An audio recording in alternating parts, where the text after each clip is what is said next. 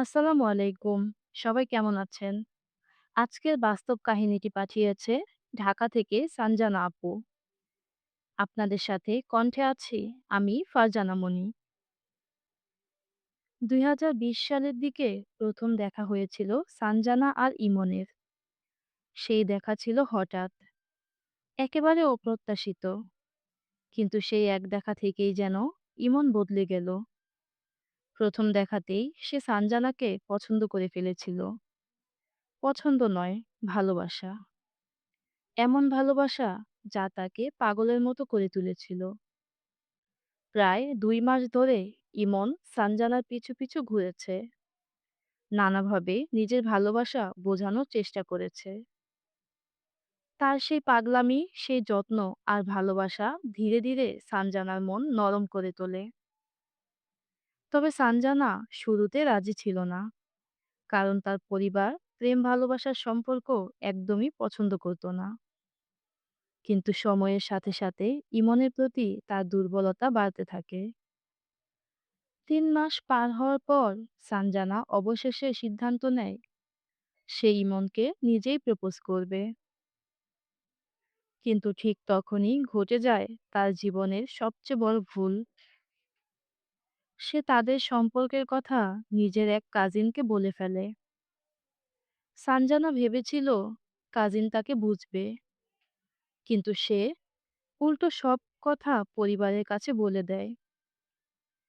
যেদিন সানজানা ঠিক করেছিল ইমনকে প্রপোজ করবে, সেদিনই তার পরিবার সব জেনে যায়। তারপর শুরু হয় বাড়ির ভয়াবহ ঝড়। পরিবারে তুমুল ঝামেলা শুরু হয়। সানজানা খাওয়া দাওয়া বন্ধ করে দেয়, সারাক্ষণ কান্না করতে থাকে। তার অবস্থা দিন দিন খারাপ হতে থাকে, কিন্তু তবুও পরিবারের মন গলেনি। সানজানা অনেক বুঝিয়ে ইমনকে বলেছিল, তুমি আমার পরিবারকে রাজি করাও, আমাকে বিয়ে করে নাও। কিন্তু ইমন তখন বেকারত্বের অজুহাত দেখিয়ে পিছিয়ে যায়। এই অবস্থার মধ্যেই সানজানার পরিবার তাকে গ্রাম থেকে নিয়ে ঢাকায় চলে আসে। ঢাকায় আসার পর তার মানসিক অবস্থা আরো ভেঙে পড়ে। একদিন সে প্রথমবার আত্মহত্যার চেষ্টা করে। সে হাতের রগ কেটে ফেলে এবং অনেকগুলো ঘুমের ওষুধ খেয়ে ফেলে। তাকে দ্রুত হাসপাতালে নেওয়া হয়। প্রায় ১ সপ্তাহ হাসপাতালে থাকার পর সে বাসায় ফিরে আসে। কিন্তু বাসায় ফিরে সে আর আগের মতো ভালোবাসা পায়নি, বরং সবার আচরণ বদলে যায়। কেউ ঠিকমতো কথা বলতো না, কেউ গুরুত্ব দিত না। যার জন্য এত যুদ্ধ করেছিল সেই ইমনও আর যোগাযোগ করেনি। এইভাবে দিন যায়, মাস যায়, বছরও কেটে যায়। প্রায় ৩ বছর ধরে সানজানার জীবন হয়ে ওঠে এক দুঃসহ যন্ত্রণার গল্প। কতবার যে সে আত্মহত্যার চেষ্টা করেছে তার হিসেব নেই।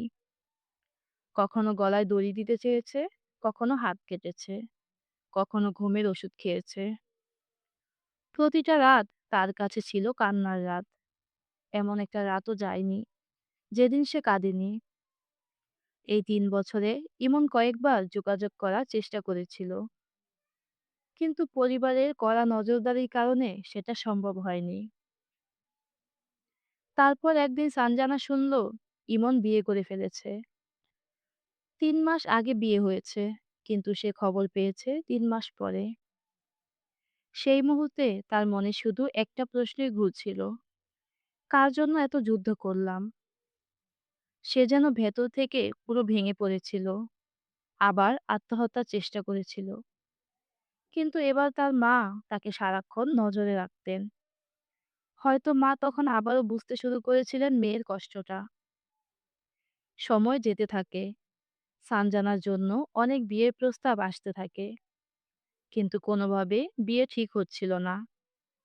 এর মাঝেই তার বড় মামা নিজের ছেলের জন্য বিয়ের প্রস্তাব দেয়। মামাতো ভাই সানজানাকে পছন্দ করত, তবুও প্রায় ১ বছর কেটে যায়। শেষ পর্যন্ত হঠাৎ করেই সানজানার বিয়ে হয়ে যায়। বিয়ের পর সে চেষ্টা করেছিল সব ভুলে নতুন জীবন শুরু করতে। শুরুতে ৩ মাস খুব ভালোই কেটেছিল। তার স্বামী তাকে ভালোবাসতো, কিন্তু হঠাৎ করেই সব বদলে যায়। কোনো এক কারণে এবং অনলাইন গেমের নেশায় তার স্বামী বদলে যেতে শুরু করে। প্রায় ১০ দিন পর্যন্ত সে সানজানার কোনো খোঁজ নেয়নি। এমনিতেই ভাঙা মন, তার উপর স্বামীর এই অবহেলা, সব মিলিয়ে সানজানার মানসিক অবস্থা আবার খারাপ হয়ে যায়। তখন তার মা আবার পাশে দাঁড়ান, সারাক্ষণ নজরে রাখতেন যেন মেয়ে আবার কোনো ভুল সিদ্ধান্ত না নিয়ে ফেলে। ৩ মাস পর দুই পরিবারের লোকজন স্বামীকে শাসন করে, বোঝায়। সবাই বলে সে নাকি ঠিক হয়ে গেছে। সবাই মিলে সানজানাকে বাধ্য করে তাকে মেনে নিতে। কিন্তু সানজানা জানতো তার স্বামীর মধ্যে কোনো পরিবর্তন আসেনি, বরং অবহেলা যেন আরো বেড়েছে। আজও সে বেঁচে আছে, কিন্তু তার ভেতর যেন আর বাঁচার ইচ্ছে নেই। তার ছোট্ট জীবনে এত কষ্ট জমে গেছে যে মাঝে মাঝে মনে হয় শান্তি হয়তো মৃত্যুতেই। তবুও কোথাও একটুখানি বিশ্বাস রয়ে গেছে, হয়তো একদিন সব কষ্টের শেষ হবে। আসসালামু আলাইকুম। আমরা সকলে এতক্ষণ ধরে সানজানা আপুর গল্পটি শুনলাম। আপুটির জন্য আমার ভীষণ খারাপ লাগছে। পার্সোনালি আমি এই গল্পটি থেকে অনেক কিছু শিখতে পেরেছি। ভালোবাসা মানুষের জীবনে সুন্দর অনুভূতি, কিন্তু শুধুমাত্র আবেগ বা মুহূর্তের অনুভূতির উপর ভিত্তি করে বড় সিদ্ধান্ত নেওয়া অনেক সময় জীবনে বড় বিপদ ডেকে আনে। তাই যেকোনো সম্পর্কের আগে সময় নিয়ে মানুষটিকে ভালোভাবে বোঝা জরুরি। ফোনে বা অল্প পরিচয়ে কাউকে বিশ্বাস করে নিজের ভবিষ্যৎ নির্ভর করা ঝুঁকিপূর্ণ হতে পারে। সম্পর্ক গড়ার আগে সেই মানুষটির বাস্তব পরিচয়, চরিত্র এবং দায়িত্ববোধ বোঝা জরুরি। যদিও ভালোবাসা এত কিছু ভেবেচিন্তে হয় না, তবুও ইমন ভাইয়াকে বিশ্বাস করে পরিবারের বিরুদ্ধে যাওয়ার আগে আপুটির আরো সতর্কতা অবলম্বন করা উচিত ছিল। তাছাড়া জীবনে যত কষ্টই আসুক, আত্মহত্যা কখনো সমাধান নয়। জীবনের প্রতিটি কঠিন সময়ের পরেই নতুন সম্ভাবনা থাকে। আমাদের প্রত্যেকের উচিত ধৈর্য ধরা। নিশ্চয়ই মহান আল্লাহ তাআলা আমাদের জন্য ভালো কিছু রেখেছেন। মানুষের জীবনে কষ্ট থাকতেই পারে, কিন্তু সেই কষ্টের মধ্যেও আশা ধরে রাখা এবং নিজের জীবনকে নতুনভাবে গড়ে তোলার চেষ্টা করা গুরুত্বপূর্ণ। পরিশেষে আমি একটা কথাই বলতে চাই, জীবনে ভালোবাসা গুরুত্বপূর্ণ, কিন্তু তার থেকেও গুরুত্বপূর্ণ বুদ্ধি, ধৈর্য, আত্মসম্মান এবং আল্লাহর উপর ভরসা রেখে সঠিক সিদ্ধান্ত নেওয়া। যাই হোক, গল্পটা শেষ করার আগে সকলের উদ্দেশ্যে আমার একটাই মেসেজ: সবাই কমেন্টে বেশি বেশি করে মোটিভেশনাল কথাবার্তা লিখবেন, যাতে আপনাদের কমেন্টগুলো পড়ে মেন্টালি ডিপ্রেশনে থাকা মানুষগুলো মানসিক শক্তি পায়। এতক্ষণ পাশে থাকার জন্য অসংখ্য ধন্যবাদ।